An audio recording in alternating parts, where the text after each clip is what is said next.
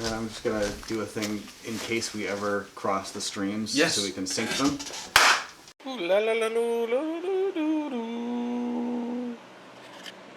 Hi, Brandon with Spaghetti and Meeples.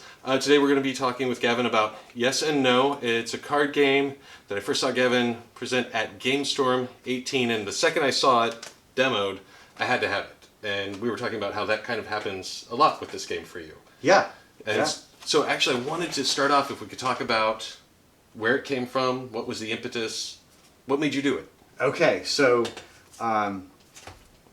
this game, or a game like it, has been swimming around in my head for years.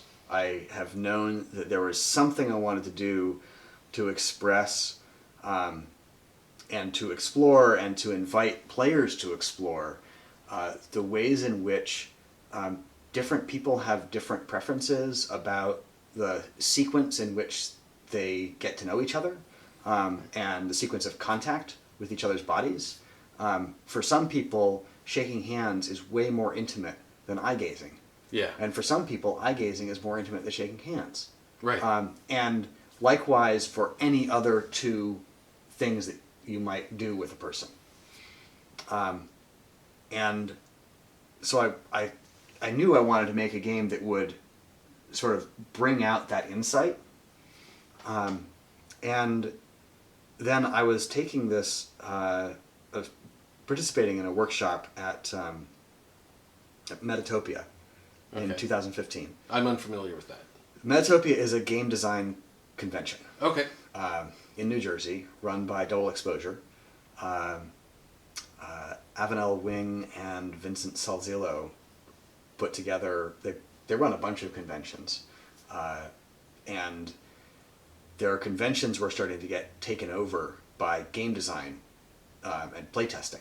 Okay. And they were flooded. They didn't have space for all the playtesting that was happening at their cons. And so they said, well, clearly we need another con. So they put together Metatopia. Gotcha. So that happens in the fall in New Jersey. And this last fall I went, and there was this workshop about mechanics used in live-action role-playing to represent and express sexuality between players, or that is between the characters in the game. Mechanics used by the players to represent and express sexuality between the characters. And one of the mechanics that was shared in that workshop, which was run by Moira Turkington and Kat Jones and Julia Ellingbo, was this thing called the pink feather mechanic, which is a mechanism whereby two players can have a conversation about whether their characters are going to have sex. Okay. And I think I've heard about this, actually. Yeah, so the way it works, and apologies to viewers, I may be misleading you, go look this up online, learn from somebody who actually does this. I haven't actually played any games that involve this mechanic. The one that I know of that is most famous is called Just a Little Lovin'. It's a 5-day LARP for 70 players. Wow. That's a commitment. It's a commitment, and it's also a very serious topic. It's about living through or dying in the AIDS epidemic in the early 80s. Whoa. Okay. So that's fairly intense. Fairly intense, yeah. But so what happens with the pink feather mechanic is that one player will offer another player a pink feather or a pink object. I mean, players who are familiar with this will just grab anything pink and be like, hey. And offering the pink feather is, as I understand it, an invitation to have a conversation about whether your characters will have sex and how and what would be involved and what would be involved emotionally and what that would mean for your characters right. in their personal emotional development and in their relationship with each other. So if someone doesn't choose to take the feather, you're not even going to talk about it. Right. You're not having sex. Now, I mean, you said that you haven't actually participated in these games. That right there is a whole interaction that could be potentially problematic in and of itself. And so you already have to have rules established of, look, if I don't accept your pink feather, we're cool. We're cool, and we're not we're not having that conversation, and we're definitely not having sex. Right. But and if you don't get to be offended. and you don't get to, yeah, it's not. Yeah. I mean, I don't know. So my personal take on feelings is that we have feelings, and it's okay. Right. So you can be hurt, but you can't necessarily you can't act out. It's on not. that. It's not my fault that Right. you're hurt. Yeah. That's Yeah. like it's your responsibility to deal with your feelings. Right. But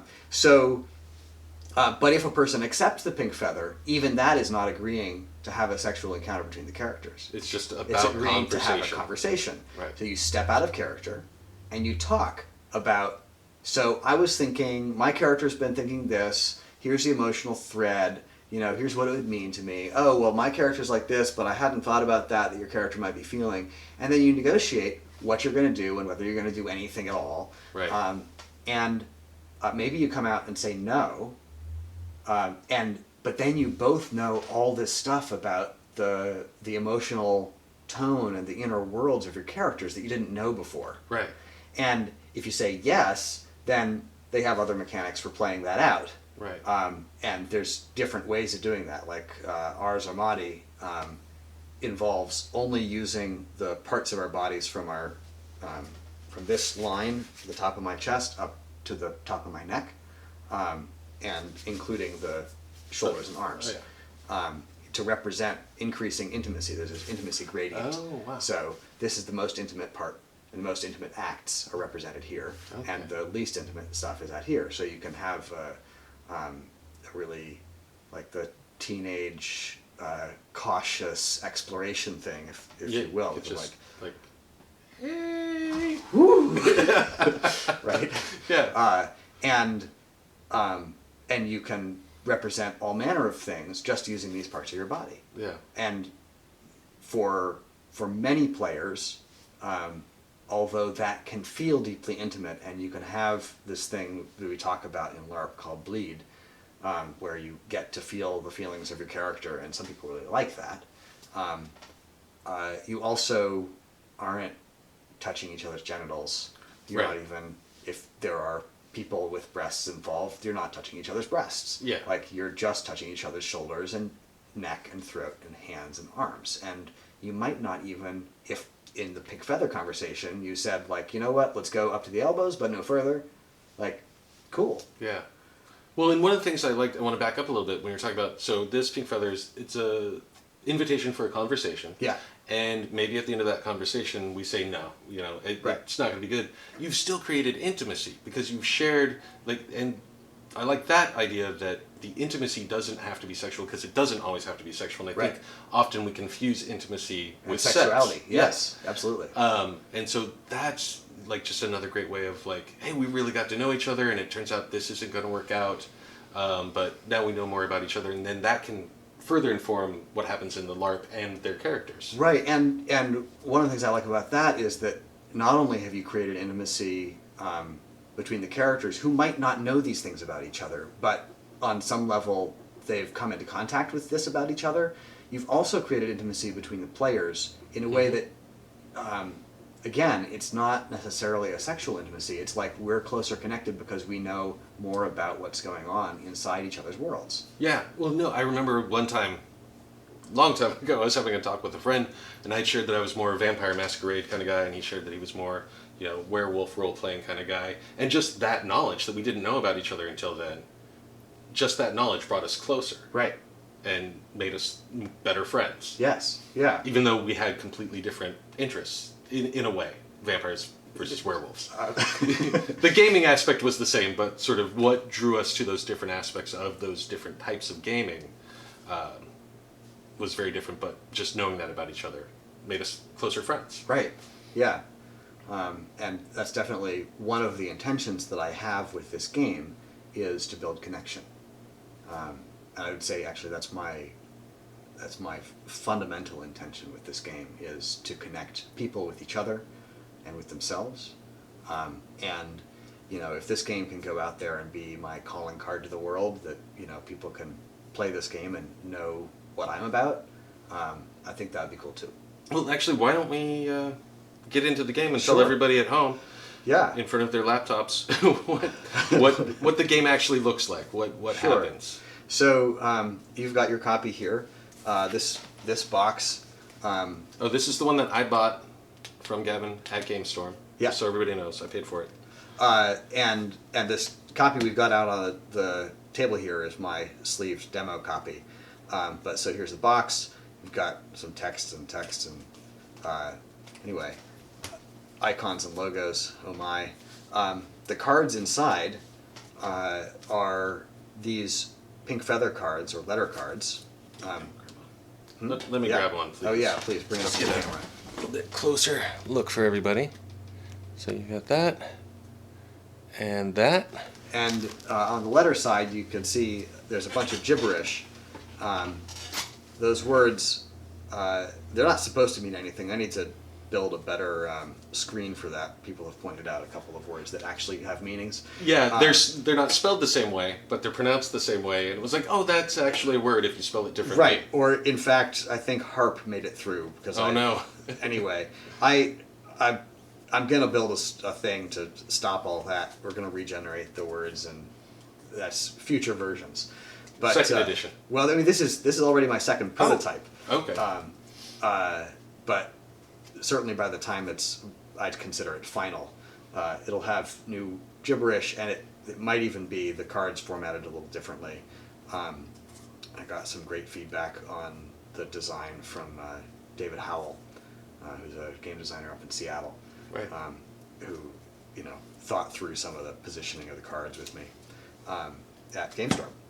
So that's the letter cards with gibberish on them, and the pink feather on the back. And these are the body maps. And here, take two. Take two. Oh, yes, because it's important to note that even though the backs are the same, and the body shapes... The body shapes are the same in this same. version. I'm planning...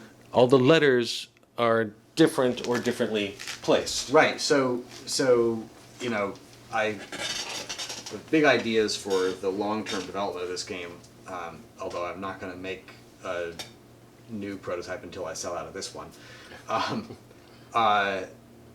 down the line, I'm planning to integrate different body forms because Excellent. This is sort of an abstraction of an androgynous form. It doesn't represent the full population of humanity, and I'd like to. And also, because all our bodies are different, as you noted, the letters are different, and they point to different parts of our bodies. Right. So on this card, the R here refers to this part of the arm. The R on yours, if there is my an wrist. R? Yeah, there's an R. For me, it's the wrist. So Okay. instead of here, it's here. Yeah, and this card doesn't even have an R. Right. You can see. No R. So, yeah. So we're all different. We have different bodies, and we might call different parts of our bodies by different names. Yeah. We might call the same part of our body by different names.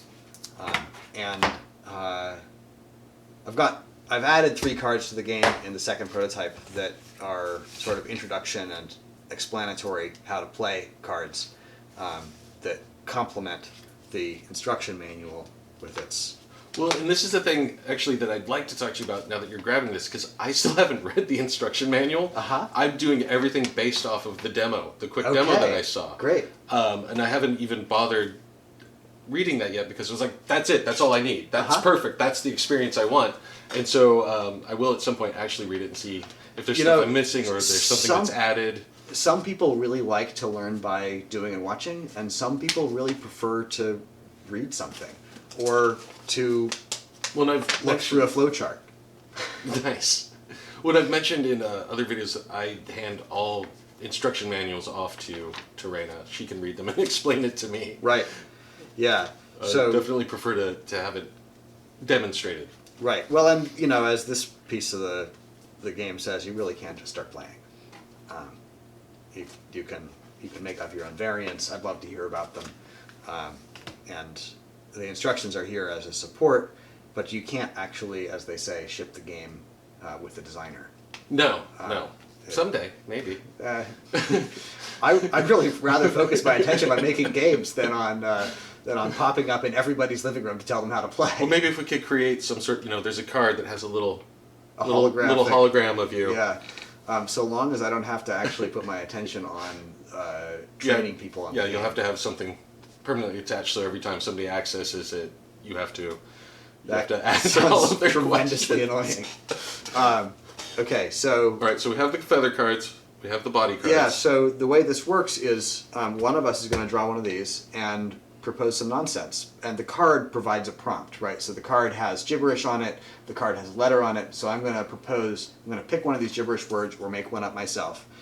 And I'm going to propose to Weth, this one is actually the R. Can I Weth your R?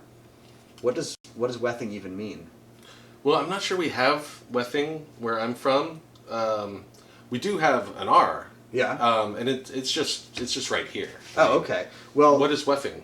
I don't know. I've read about it on the internet, but you can't Okay. believe a darn thing you read on the internet. Right, right. So if you could just teach me how you like your R to be weft, Okay. I'd like that. Actually, I think really for me, the closest thing we have would probably just be that. Oh, so I see the middle finger there. Middle finger. grasping. You try to touch them. If they don't touch, On my own wrist, I can. Let's see if I can get Okay. it on you. So, let's see. So, tell me. Yeah, if like yeah. that. Tell me if the pressure is what you like. So that like that. Yeah, that's perfect. Oh, thank you for teaching me to weft. You're welcome. Were you able to connect your fingers? Almost, but not quite. All right. Not quite. I think your wrist is a little bit thicker than mine. Yeah. Yeah. And you could draw a card, and that was my turn, right? So Okay. we thank each other, and then thank you. Thank you. And then Then I have one, and so I have a bunch of words Yeah. and a letter, and I can pick any of the words, or you can make one up. or I can make one up. But I like I can't pronounce that, but I want to try. Okay, great. You kickle-it. I really like to. You kickle-it the V. My V. Okay, yes, this actually, I saw you looking at your body map. This is funny. A lot of people draw the letter card and either pick a letter off their own body map, or they look at the body map to try and figure out where the V is going to be on me. But in fact, it's a different place. Well, and that's what I knew. I knew it was a different place on you, but I wanted to make sure where it was on me. Oh. To make sure that I'm not inviting you to touch me somewhere I don't want you to touch me. Oh, I see. So you're thinking that if you were to propose to do this to my V, you might be asking me to do something with your V. Exactly. Interesting. Okay, that's fair. But so yes, I actually enjoy having my V ukulele. I've played this card before. So my V is right here. Oh, interesting.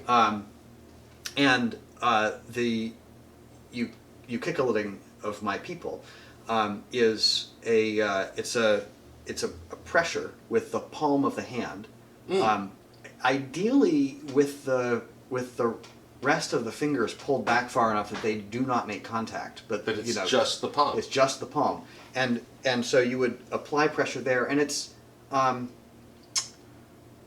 what is that? Maybe about a pound, maybe 2 pounds of pressure. Okay.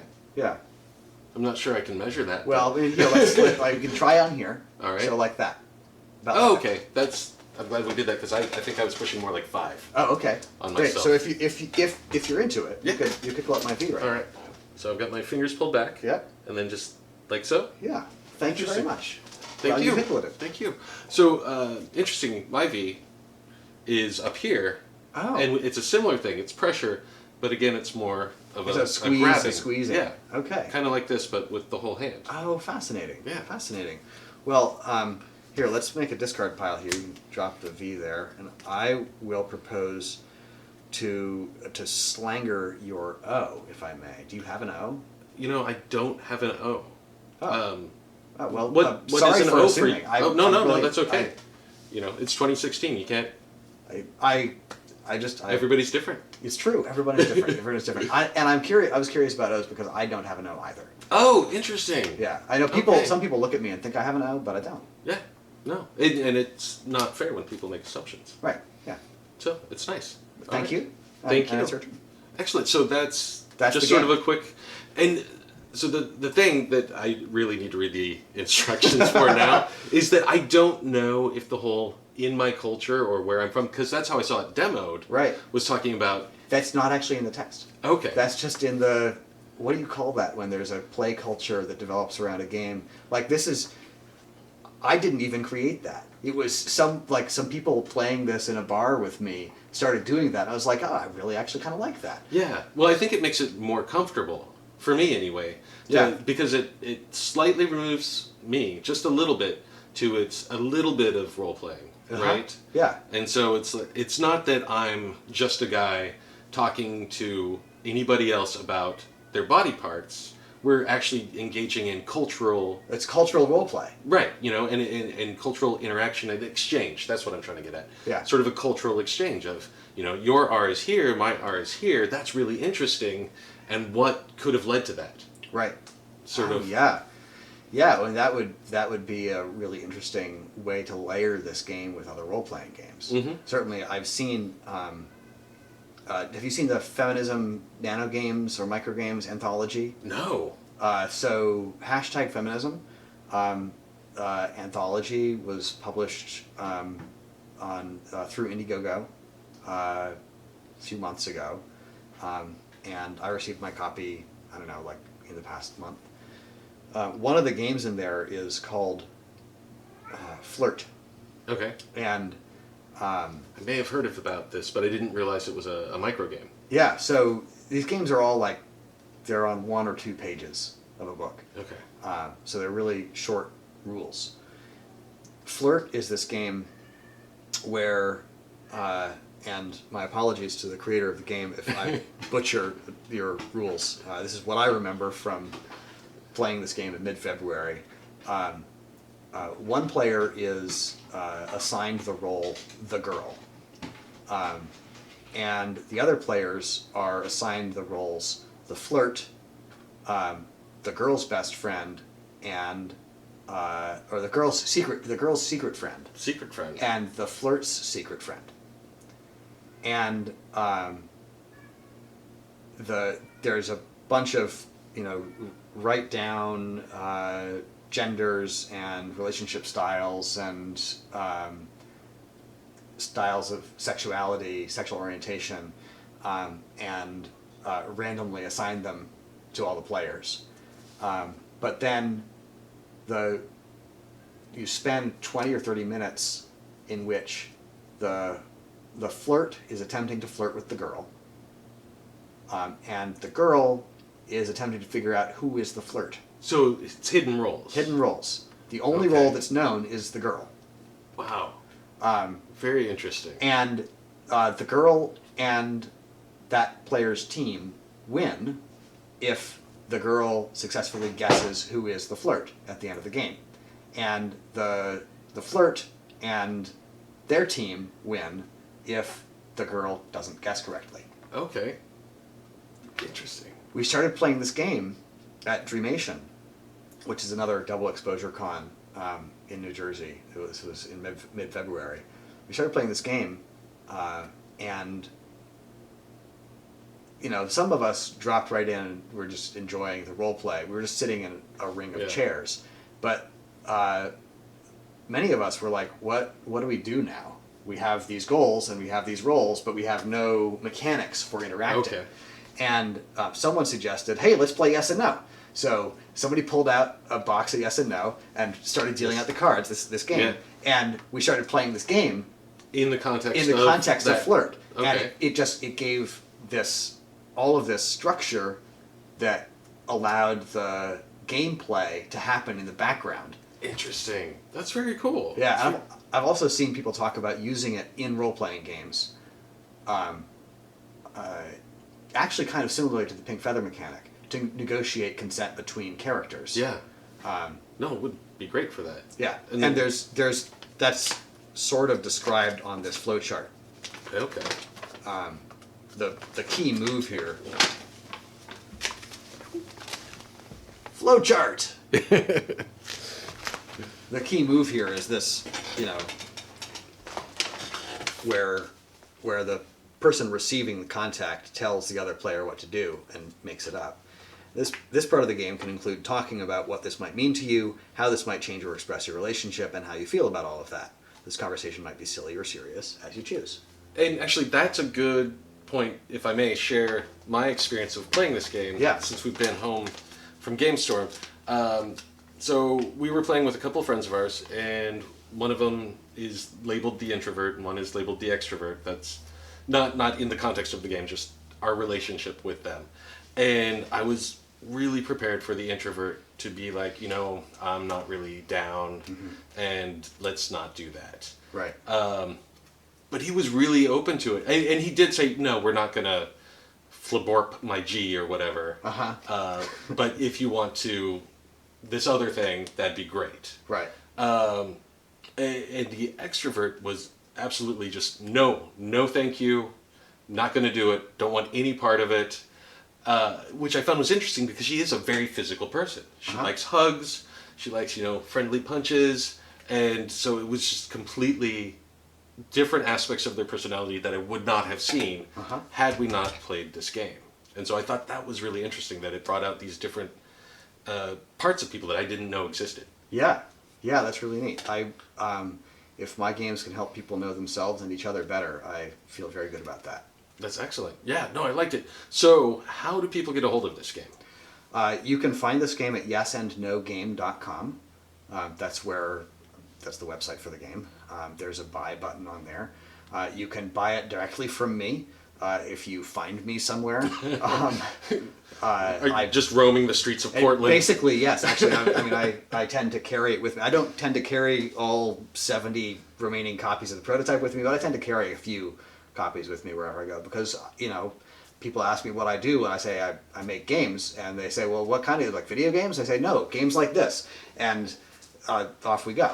And it's not uncommon. They say, I would like to buy one of those. So I carry them with me. Excellent. And so you said this is the second prototype. Yes, the first prototype sold out in 2 days at Three Nation. Whoa, nice. So I had 10 times as many printed when I got the second prototype. Okay, done. Nice. And how did GameStorm do for you? It was great. I sold, I think I sold 21 copies that weekend. Very cool. This is one of them. Yeah, that's one of them. Yeah, including my online sales, because there's also a mailing list if you want to know about the ongoing development of this game. There's a mailing list you can sign up for at yesandnogame.com. If you want to know about my games more generally, more broadly, you can sign up at specialsnowflakegames.com because that's my game company. Right. A queer little design studio in Portland, Oregon. And that website is, it's just a mailing list sign up form right now. I need to go update it and put links to my games. Yeah, well, I think when I logged on, that was the only thing I did because Yeah. I need more information, so Right. I'll sign up for that. Yeah. No, that's great. So what's next? What's next? As far as with this or other things you have coming up? Well, so events? events. I need to update my con schedule. I've thrown things into my calendar that represent conventions I want to go to, but I need to choose which ones I'm actually going to attend. I know I'm going to be at PAX Dev and PAX. I think they're calling it PAX West now. It used to be called PAX Prime. Oh, right. In Yeah. Seattle. Yes. At the end of August, beginning of September. I just got my tickets for that.